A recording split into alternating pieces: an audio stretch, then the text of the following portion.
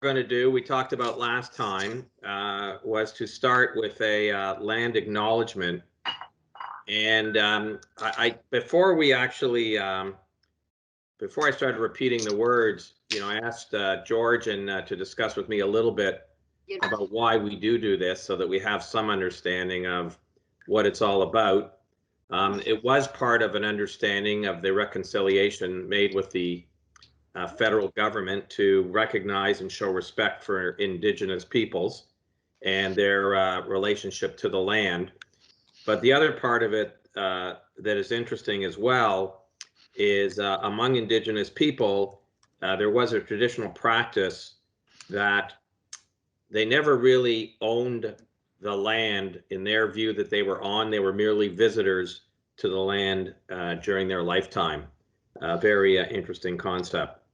In any event, so I just want to say that Waterfront Toronto acknowledges that the land upon which we are undertaking our revitalization efforts is part of the traditional territory of the Mississaugas of the Credit First Nation, and that Toronto is covered by Treaty 13 with the Mississaugas of the Credit First Nation.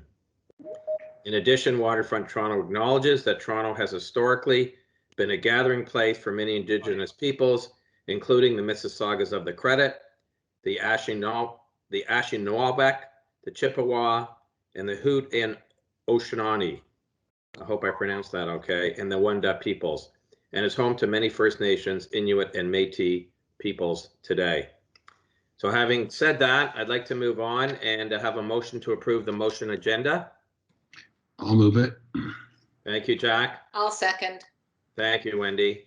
All in favor? Carried. Are there any declarations of conflicts of interest? None. Okay, seeing none, we'll move on to the business of the meeting. So once again, I want to thank everybody to join us in this virtual meeting today, except for George, who's the only one in person. I would especially like to take this opportunity to thank our government partners for their ongoing participation and their support of Waterfront Toronto. In light of the COVID-19 pandemic, our meeting is being conducted via electronic conference facilities, and our meeting, the open session of the meeting is being recorded and will be made available to the public in accordance with our current practices. We do have a number of important matters on the agenda today, but I do believe that we've set enough time aside to get through it. And once again, I appreciate everybody's ongoing cooperation. One matter before we go to the consent agenda. I think most of you are aware that Patrick Shields and Chris Ustinas will no longer be part of Waterfront Toronto's board. And I just want to take this opportunity to thank them, even though they're not here, for their tremendous work when we went through a very difficult time, and for their ongoing input that they made going forward. And I want to wish to both of them all the best. And a process is now underway. We now have, as you're aware, 2 federal appointments that we're waiting for and 2 provincial appointments. And we will discuss this a little later on in our meeting.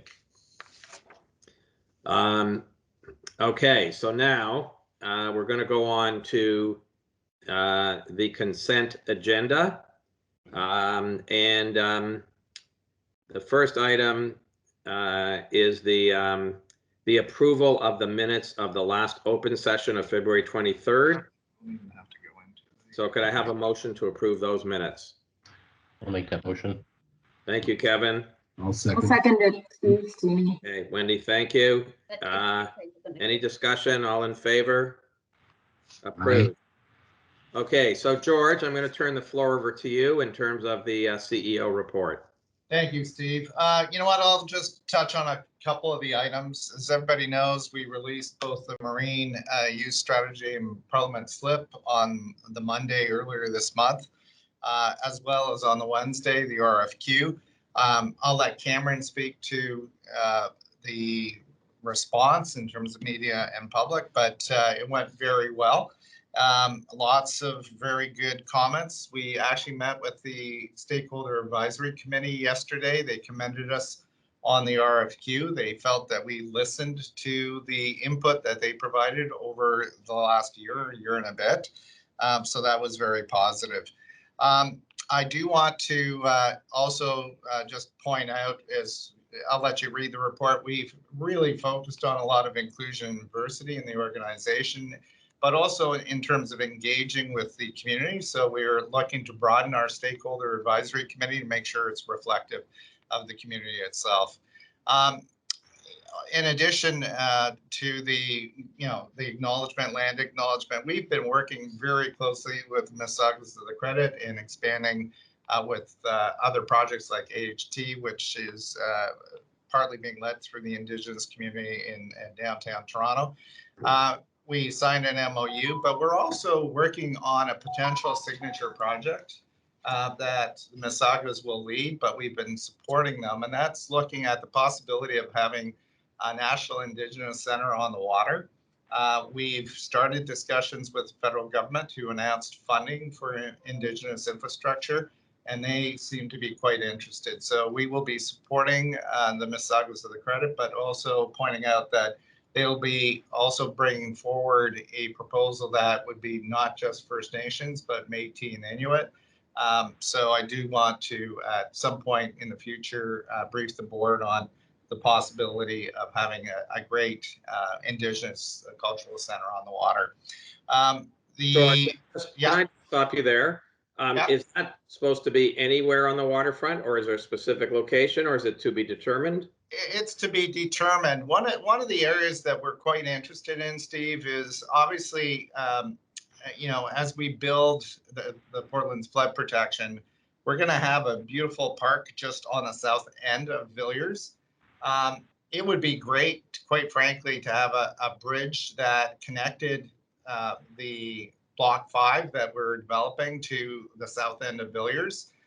It's near the mouth of the river, which is one of the things that the First Nations are looking at Indigenous. Symbolically, it would be great to have it there.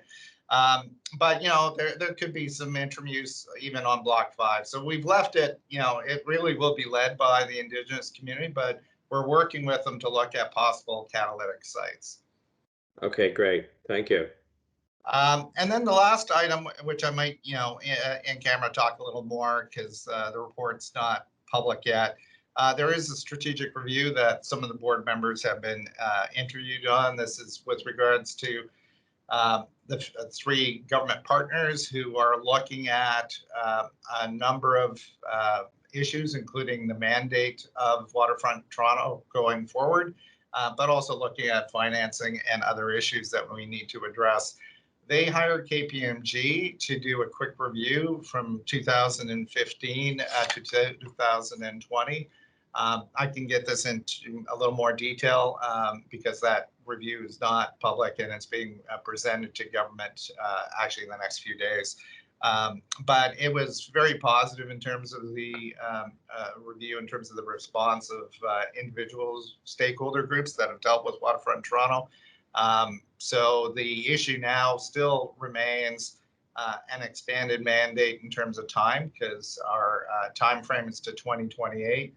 I'll speak to this a little later, but also obviously some of the issues that we've talked about in the past, which is ensuring that we have expanded borrowing powers and funding that takes us forward.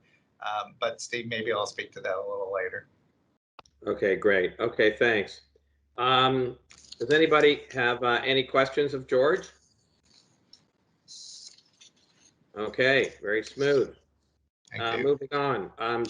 Kevin, in terms of the farm report, is there anything that you want to say at this juncture?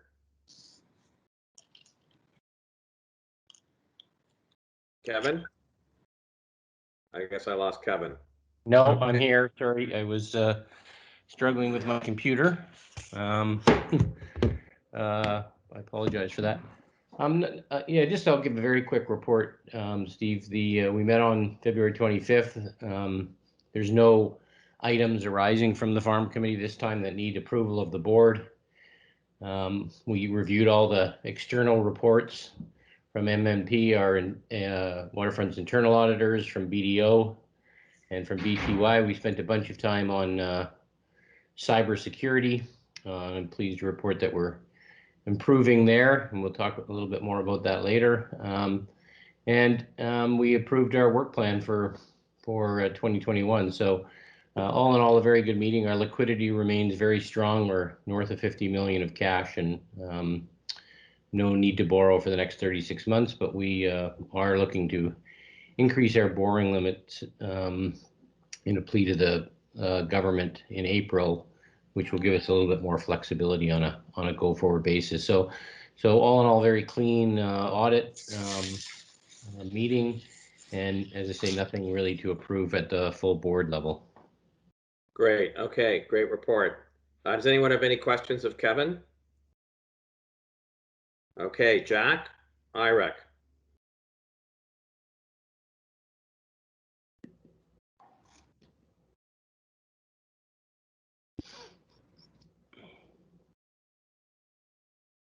You're on mute, Jack.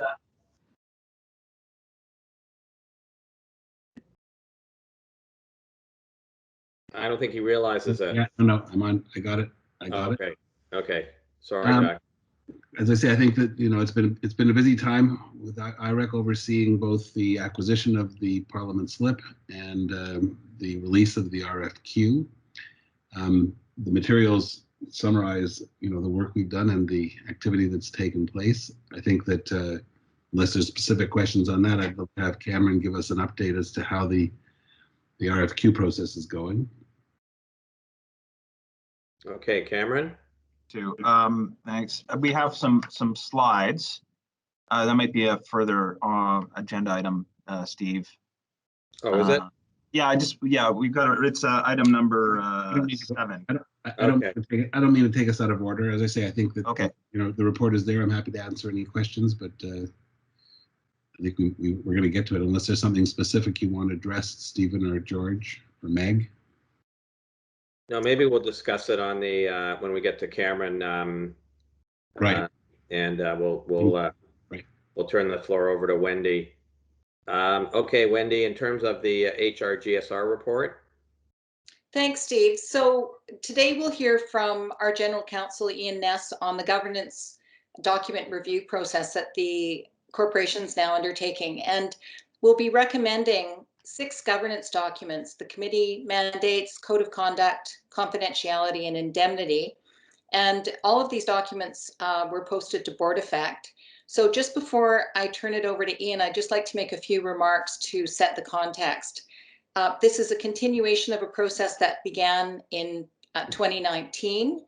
And we identified at that time the need to update our key governance documents to ensure they reflect best practices in corporate governance and are aligned with the direction of the corporation. There's a total of 14 documents, and the balance of the documents we'll be considering at our next board meeting. And since my appointment as chair of this committee, I've been involved with the document review process and have had numerous discussions with senior management, our board chair. I fully support this effort. A lot of work has gone into the documents. They're very good. And I'd just like to thank Ian Ness for his excellent work and perseverance through the process. And with that, I'd like to turn it over to Ian Ness to take us through the first 6 and explain the major changes to each document. Okay, so Steve, if it's okay with you, Yeah, I'll just, okay. Well, first of all, thanks very much, Steve, and thank you, Wendy. And thank you for sort of setting the table with that context. I do want to just take a minute to make sure people are aware, or at least introduce. Barry Ryder of Bennett Jones is also on the line today. Barry is the chair of the corporate governance practice and director of protection practice at Bennett Jones. He's been involved in this process, helping us out, and he's also provided services to the board from time to time over the last few years. So thank you for joining today, Barry, and he'll be available if there's any questions of him. As Wendy says, this is a process we started in 2019. We identified 14 documents we either needed to create or revise. One of the ones we created was the mandate of the corporate secretary, and that was actually approved by the board in December of 2020. There's been broad consultation with on these documents. All 14 of them, but in particular the 6 we're talking about today, and that include senior management, outside consultants, council, internal staff, senior management, as I say, and we actually consulted with each of the committee chairs in 2020 to seek their input as to, you know, their current mandates, what was working, what we could change, what needed to be improved, or what needed to be clarified. So I think we've brought all those together. This is, as Wendy says, this is the continuation of an effort. There'll be another 7 documents that we'll consider at a subsequent meeting, hopefully in June. And just I did summarize for at the HR governance meeting some of the key changes that we talked about, but to also add that for this meeting, the confidentiality agreement that we asked directors to sign, it's been streamlined. We found that there was duplication with other agreements such as the code of conduct, and we thought we could simplify it. So we've done that, and that was reflecting best practices, but also some of the comments we received. The director's indemnity, again, we've updated it to reflect best practices. I think it was good before. I think it's better now. I think it reflects what is current in the marketplace. These things change. We've clarified the payment process in advance of costs that directors may be required to make. We've added provisions, or at least clarified provisions regarding rights to insurance proceeds, and clarified some of the provisions relating to settlement rights. But overall, it's fairly consistent with what we had before. As I say, I think it's just improved and reflected best practices. The code of conduct, we revised the language, some of the introductory language, some of the wording, so it's consistent with our governing legislation. We've expanded some of the examples, and I would emphasize there are only examples of types of conduct that we would be that directors should be aware of. Added specific reference to use of social media, for example, and we've also I'd say clarified some of the roles and responsibilities of directors. I think one of the areas that perhaps was not clear before, although it is a legal obligation of directors, is the duty to disclose information, which is important to the corporation. So that's been added to the code, so it's explicit. For the committee mandates themselves, we used to have 2 documents applicable to each committee. One was the board directive, and the other was the terms of the mandate. One of the comments we received was that people found it confusing to have 2 different documents. They wanted everything set out in one document, so we've done that. We've essentially collapsed those 2, so each committee mandate now is a standalone document. We've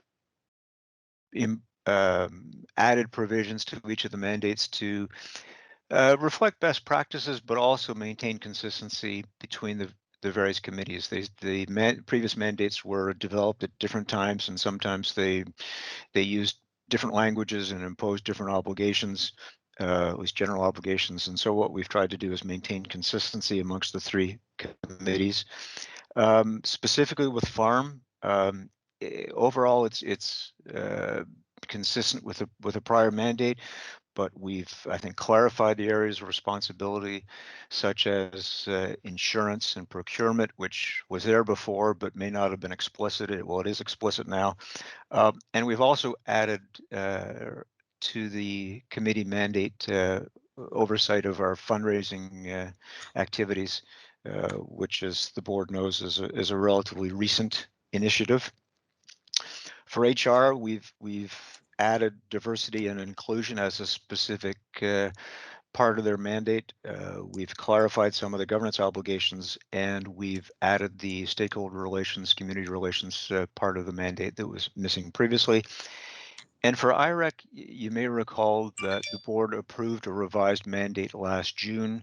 There was a few comments that came out of that. We've built on those, And for example, we've added a definition of major development projects, which was missing in the previous mandate. Now there's a specific definition of in excess of $5 million. With that, I mean, that's a pretty short and sweet version of the or summary of the documents and the process. But I'd be happy to answer any questions, and I know Barry and Wendy are also available to answer questions as need be. Okay, well, great work and bring this up to date. Are there questions from anyone who would like to ask a question? Okay, that's easy. Barry, do you want to add anything? Thanks, Steve.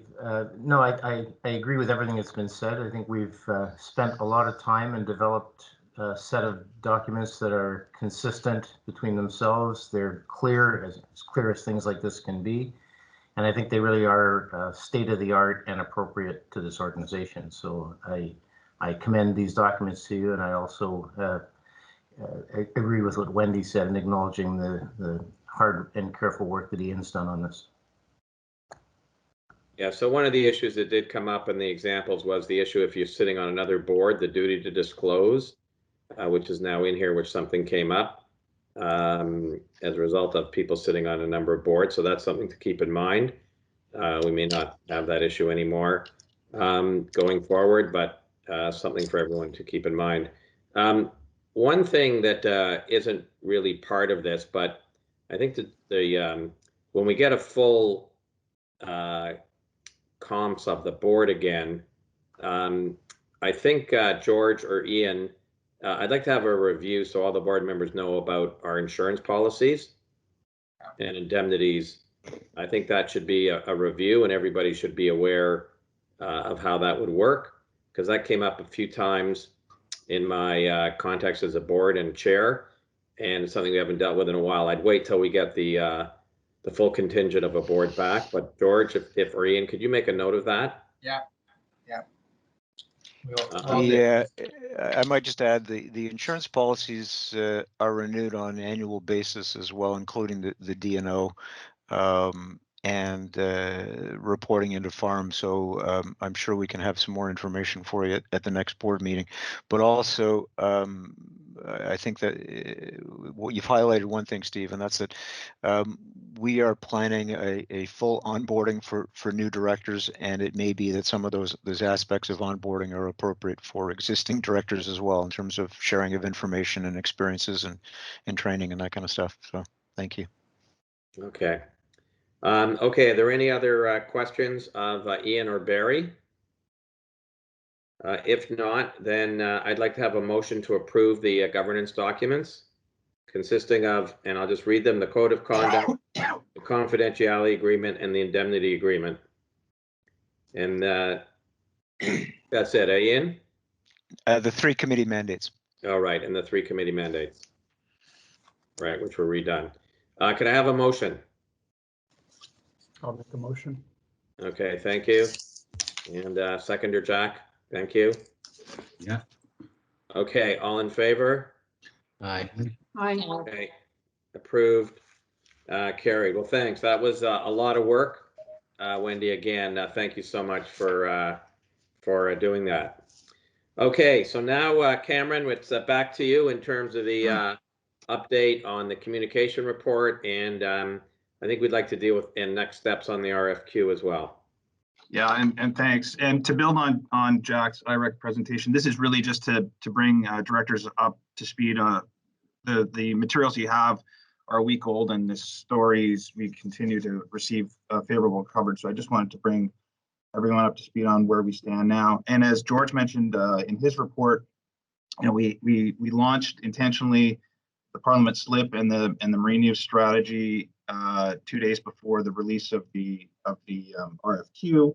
And by separating those 2 announcements, we wanted to sort of create excitement around the slip without distracting from the RFQ. And I think the 2 have remained connected in many people's minds. But they're generating, the headline here is that they're generating a lot of favorable coverage, both traditional in traditional outlets and on social media. And our key messages particularly about our ambition to reorient the city of the lake are consistently pulling through. So we're happy about that. In total, I would also add that the campaign is driving a lot of traffic to our website, particularly a lot of new visitors. So we've seen a doubling of traffic to our corporate website, actually over 60%.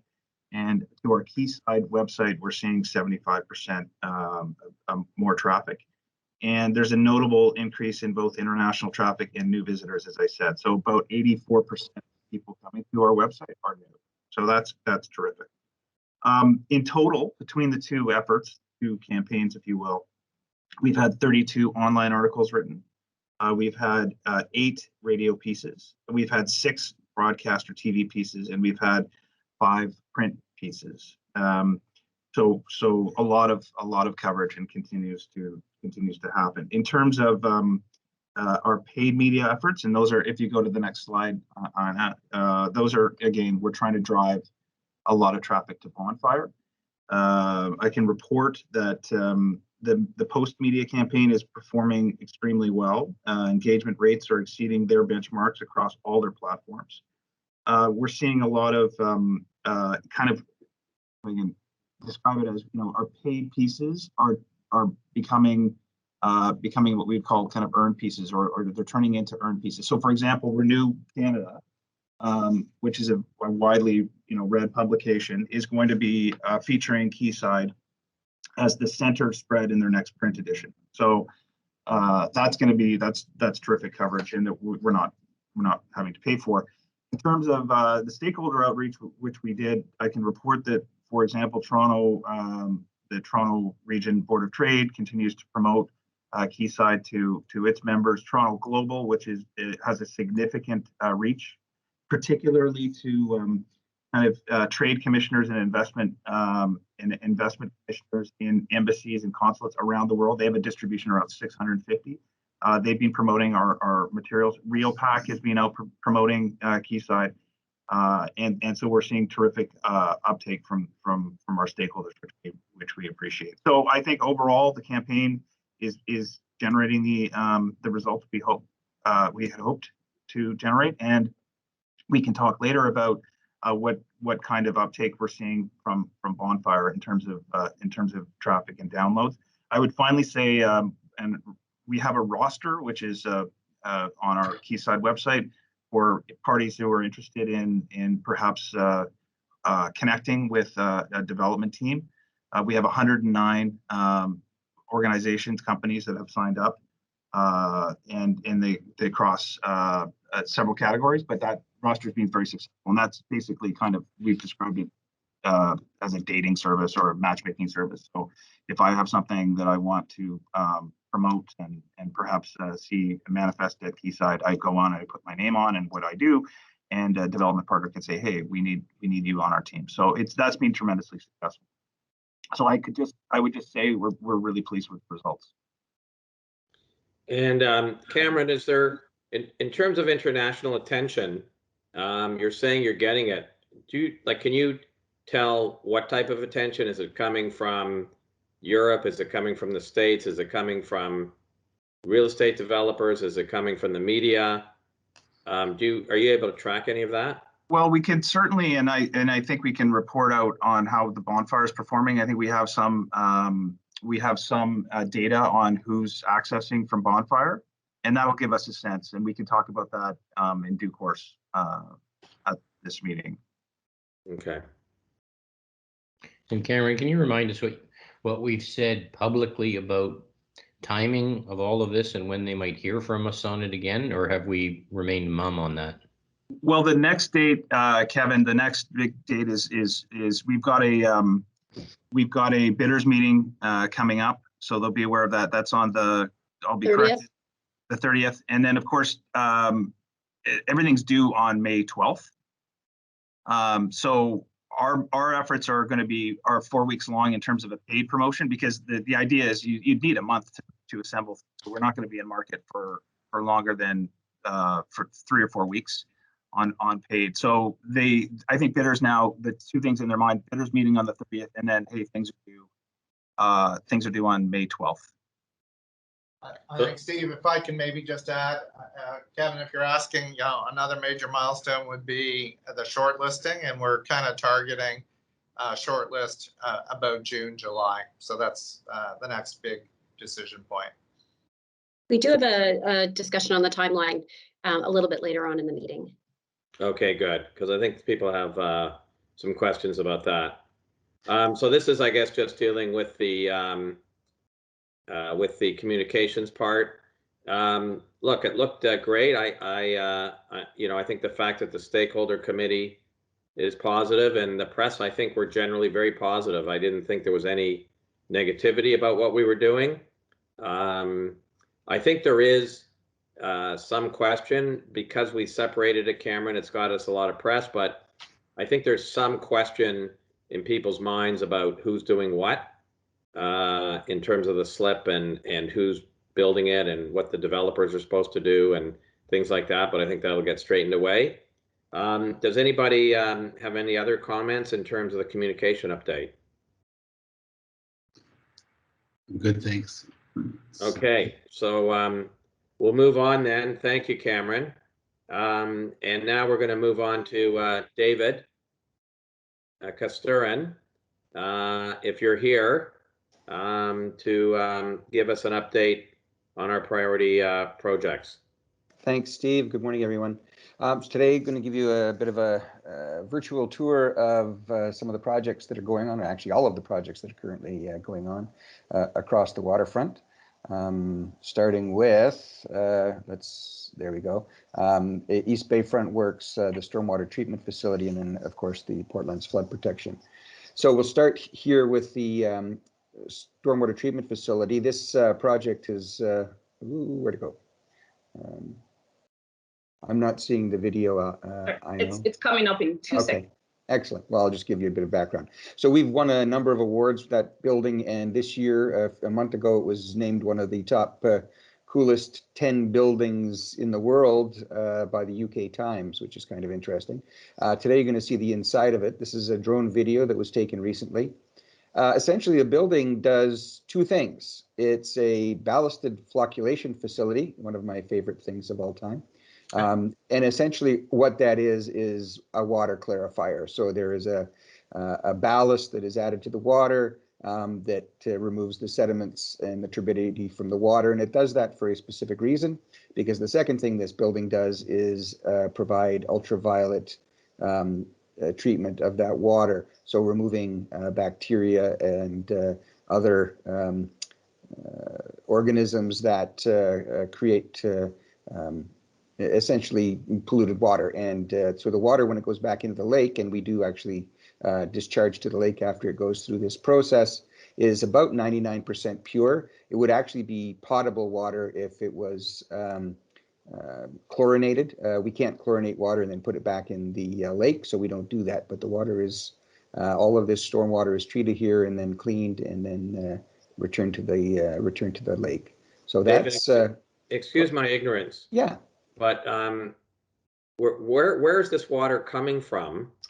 Like, we're not drinking it and we're taking it out of the water and putting it back clean. Like, where is it so dirty that it has to be, that this has to be done? So this is all of the stormwater that's collected in East Bayfront, West Donlands, and North Keating. So, all of the rains that fall, go into the sewer system, is all collected and actually pumped from East Bayfront to this facility. Where it is treated, and then some of it returns to East Bayfront for the Sherburne Common park features, and the balance of it is discharged into the lake in the Keating Channel. So it's a stormwater. It's the first of a series of stormwater treatment facilities that the city is installing as part of their wet weather flow guidelines. Essentially, it's part of the entire project to clarify Lake Ontario, or the waters of Lake Ontario that are coming out of the city sewers. So how many? Sorry, George. Yeah, I was just going to add, one of the big issues on the inner harbor is the stormwater. So, to finally try to clean up the inner harbor, including Parliament Slip and the other slips, we need this connection of different stormwater facilities. And as David said, this is one of them. So how much would this facility have cost? It is in the order of, the facility itself is in the order of $23 million. The overall stormwater system, including pipes, attenuation tanks, oil grit separators, for the 3 precincts we're looking at is well in excess of 100 million. Right, okay, wow. And where's the money come from? Money's come from governments. Both the city and the province have contributed to the funding for this project out of the West Don Lands and East Bayfront precincts. Was the award for the internal or the external? The award was actually for the external so far. It was for the design and the concrete work that was done. I was teasing somewhat and looking at the. It may get awards for the internal too. Or for the photography. Yeah. No, that's amazing. That's It is amazing. amazing that a drone can get through that. Yeah. Exactly. David, what should Steve, I we, think Michael Gallego has a comment. Yeah, or a Michael? question. Yeah, can we see on a map, where are these proposed sites going to be? Can we see that? Is that possible? If we go back, when you say proposed sites, Michael, what are you referring to specifically? Well, I think this is one that's already in place, but there, as I understand, there's going to be more of these put on the waterfront, right? Well, there's one more that we're involved with, and that one's in the Portlands. And here, the pink dot is essentially to the right is essentially where the stormwater treatment facility is. The other stormwater treatment facility will be on the south side of the Keating Channel in the Portland, so just directly across the Keating Channel, essentially. Beyond that, Michael, those are all, those are going to be city projects, and I'm not sure, or at the moment they're city projects, and I'm not sure where else they would be locating them. One of the things the city's doing as part of this whole effort is they are essentially decoupling their combined sewer outfalls. So in a heavy rainstorm, the sanitary sewer and the storm sewer essentially, or the sanitary sewer overflows into the storm sewer. And that's why in heavy rains, you get a lot of contamination in the inner harbor. So the city is looking to put in a cross waterfront pipe. This is a multi-billion-dollar project, which will collect, in a heavy rainstorm, will collect the sanitary sewer overflow and take it to Ashbridges Bay, rather than just essentially discharging it into the inner harbor. So that's part of their wet weather flow master plan as well. Okay. other than the design of the building, when people complain to us about Waterfront Toronto, what should we brag about this facility? What are we doing that's world class here, state of the art? What are we doing different? Well, this is state of the art. We're not aware of any other.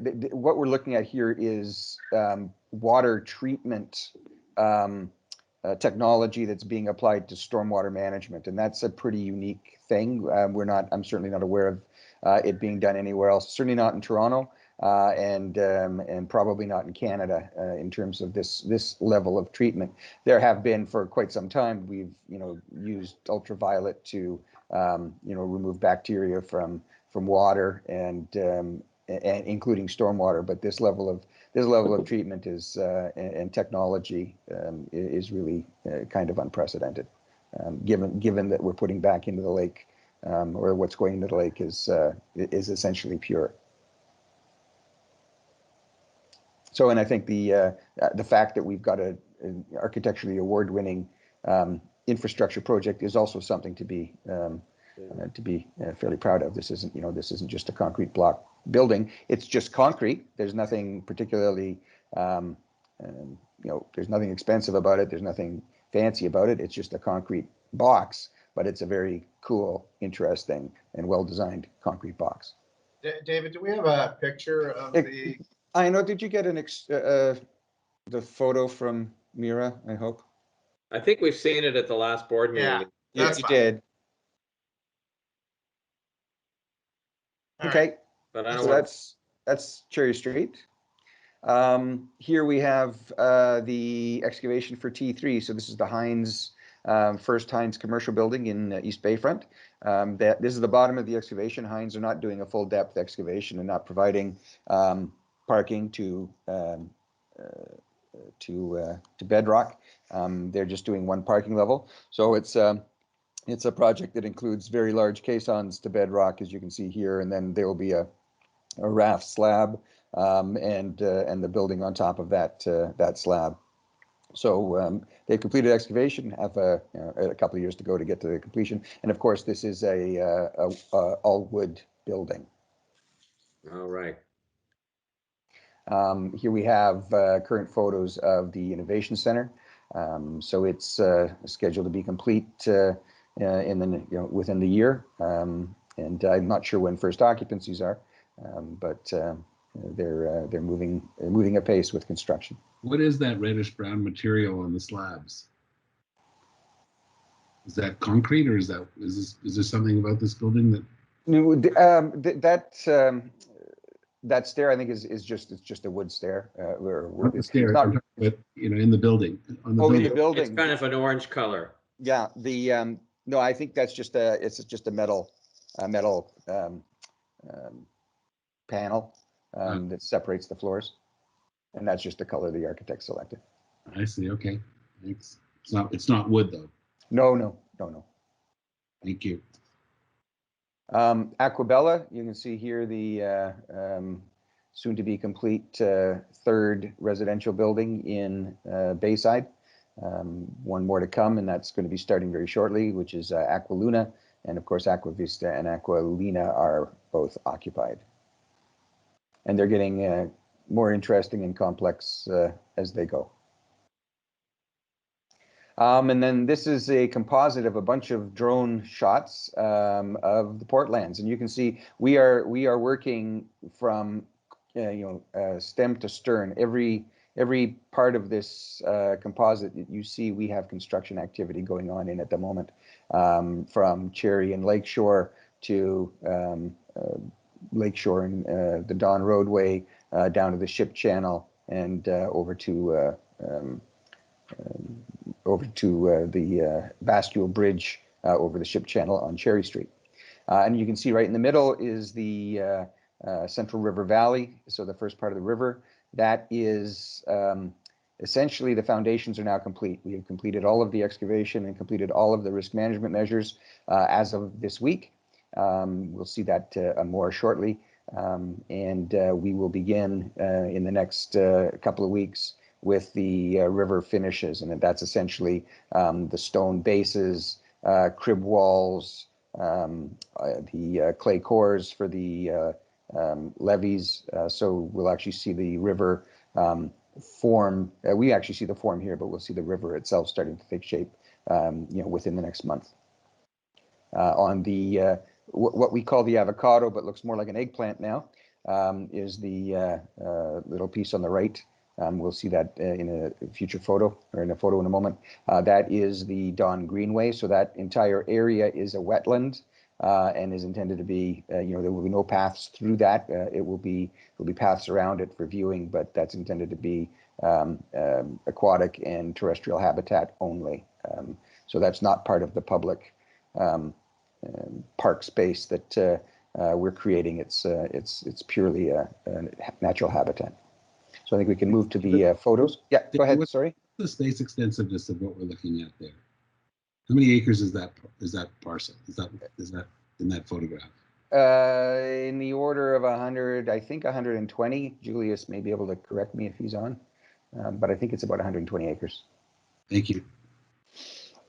The total development site's actually closer to 250.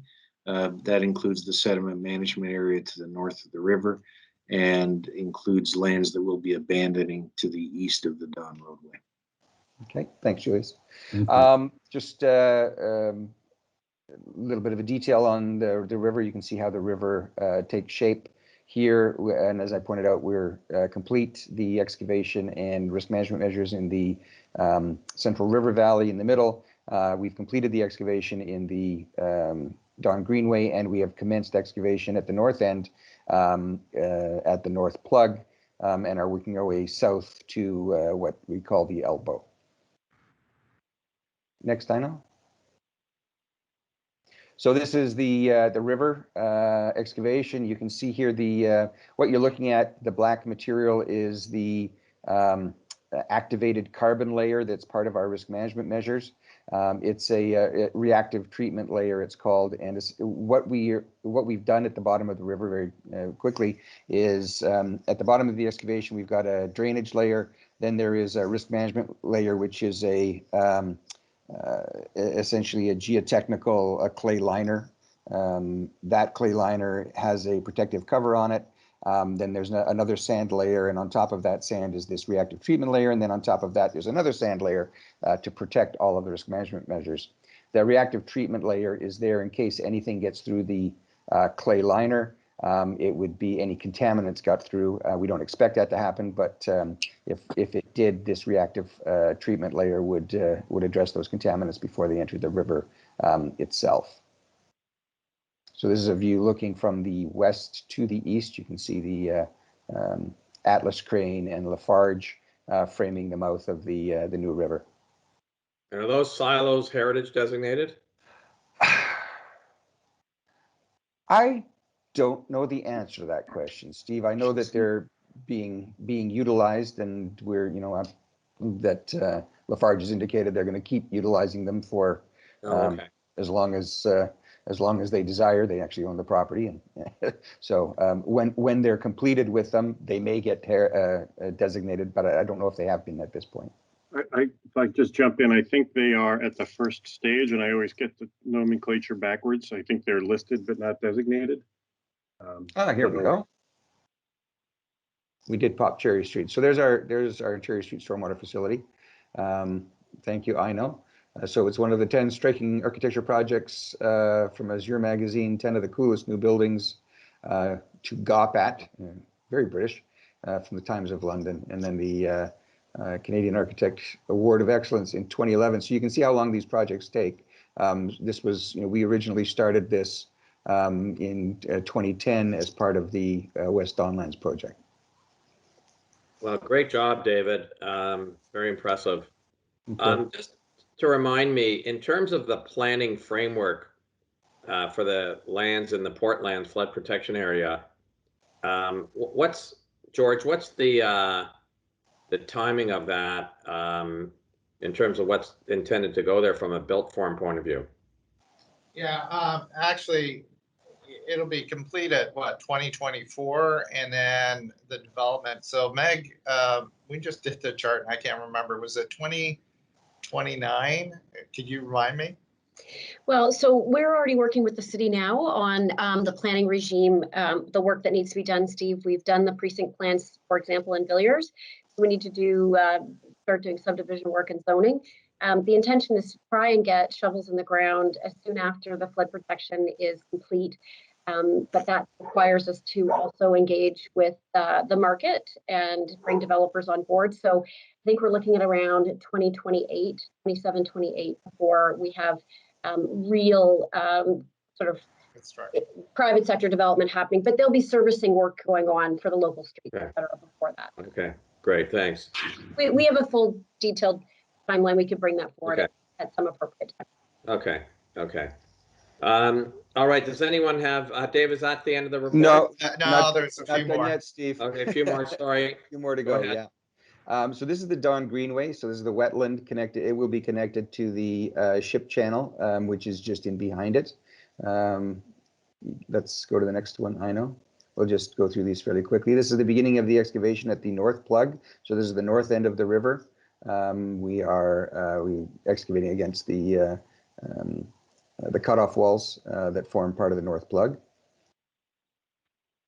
We have our soil treatment facilities. So we're using biopiles, you can see on the right, and then the StarX system, which is a smoldering system. The soils are placed into that box, that steel box, and electric probes are inserted, and they create a combustion, which then flows through the soils, essentially burning off the hydrocarbons in the soil, so the gases and oils. And at the end of the process of about a week, the soil has been cleaned of all of the hydrocarbons and is available for reuse on the site. Wow, how much energy do they pump through the soil? Oh, it's actually not very much, because all they need to do is start the combustion process. once it's started, it will complete itself. It essentially just burns off it continues to burn off the hydrocarbons from the bottom to the top. So there's a little bit of air that they need to blow through it, but in terms of the there's actual, enough oxygen in the air for combustion. there's some big Soil. fans that are blowing air into the box from the bottom to keep the combustion going. And it's also, remember, it's a smoldering, so there's no flame, so you don't need a whole lot of air to keep the process going. That seems pretty effective. It is. It's also not inexpensive. I'll just point out, notwithstanding that it's not inexpensive. It is not inexpensive. It's expensive. Fair amount of capital cost to get it set up. Yeah. Okay. We then have, I know this is the abutment for the South Bridge, Cherry South across the river. So the abutments are complete, and that bridge will arrive later in the fall. Next. What we have here is the diaphragm wall, which is constructing the west plug structure. This first phase of this contract completed this week, and this contractor is demobilizing. It's a very interesting process that I won't get into a whole lot of details here, but essentially it's creating a slurry wall that acts as a dam once we essentially dig out the area between the lake and this area, and then we have to remove this wall in order to fill the river at the end of the project. Wow. Next. And we have one more thing, because the weather's improving, we can't unfortunately get everyone out on site yet because of COVID. We do have a video. So you can see the Central River Valley. You can see the black areas with the reactive treatment layer. Those have all been covered now, and that's complete. The cranes are the diaphragm wall I was just speaking to. There's the Atlas crane, and this is the river mouth. So we will be excavating out, removing this dock wall here to create Canoe Cove at the south end of Promontory Park. Now, as we come around, we'll be doing some dock wall work here on the face of the MT-35 dock wall, and all of the area you're looking at now, although it's a soil storage at the moment, will be the Promontory Park South. And then on this side is the Cherry Street Lakefield. This will be Promontory Park North, to be constructed in the future. We're not constructing this park as part of our work on the Portlands. You can see here the home of the Cherry Street North Bridge that arrived in October. And you can also see the surcharges being removed. We've surcharged Cherry Street from north end to south end to compress the soils, so that we don't have any settlement in the road after the road is constructed. Then moving to the other end where the river will connect, this is the west plug and the beginnings of the excavation at the ice management area. You can see in the top right the Don Greenway, and the orange you can see at the bottom of the screen are the foundations for the Commissioner Street Bridge. To the right, we have the fire hall.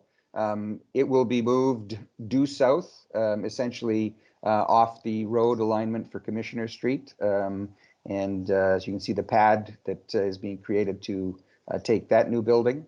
And then, of course, the glamour shot, the city skyline from the Portlands. When all is said and done, in about 3 years now, 3 years almost to the day, it will be quite different than this, but you can see it's starting to take shape. And that's it. Great, David. It's very, very impressive. It's amazing the amount of work that's being done. So thank you for all you do. Thank you. Indeed.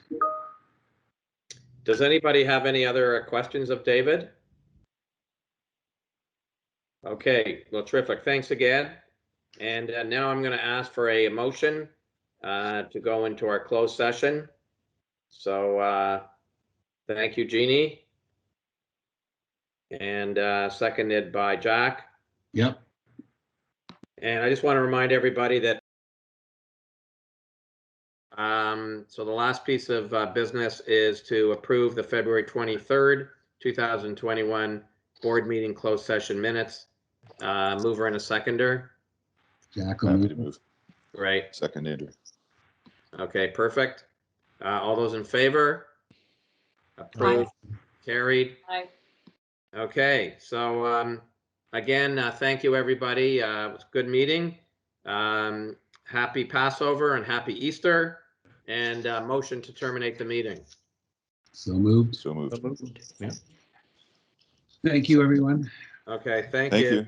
Well done. Happy holidays. Have a great day. Bye-bye. Happy holidays. Bye, everybody. Thank you.